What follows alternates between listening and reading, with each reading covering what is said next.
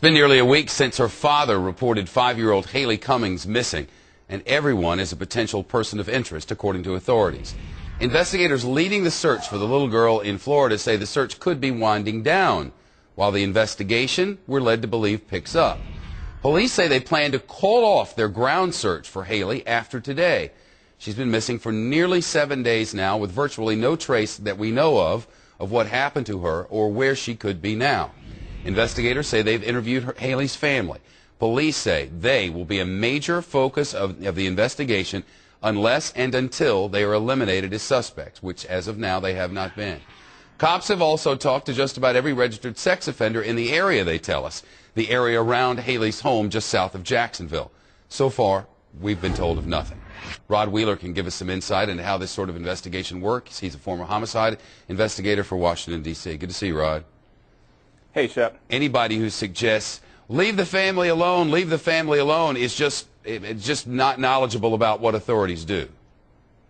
That's right. I mean, this is the time and the period of the investigation, Shep, that you really want to focus more on the family, actually more than anyone else, in addition to obviously the registered sex offenders. Now, I just read an article earlier today where the police have just about ruled out every sex offender, and I think there was about 44, as you just indicated, living in the area. The problem that the police have right now, Shepard, with this case is simply this. How did that little girl end up outside that home? Now, they are saying that she was abducted for some reason or another. How did she get outside that home? If that back door was locked, and just so the viewers know, there was no signs, Shep, of forced entry into the home. So someone either with a key or somebody on the inside of that house had to take that child outside the house, and I believe that's the main reason why the police are going to call off the search today, because I think they're becoming more focused on the family. And just that well, let's stick with the family then, since you mentioned that there at the end. In the state of Florida, just about everything is wide open in the way of records.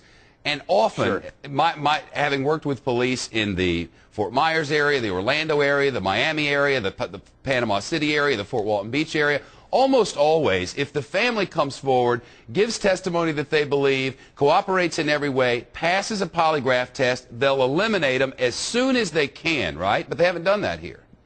Right. Well, you're exactly right. But let me caution you about one thing, Shep. Now, the police have not said that the family, meaning the father and the girlfriend, Misty, I think is her name. Right. The police have not said that they, in fact, did not fail or pass the polygraph exam.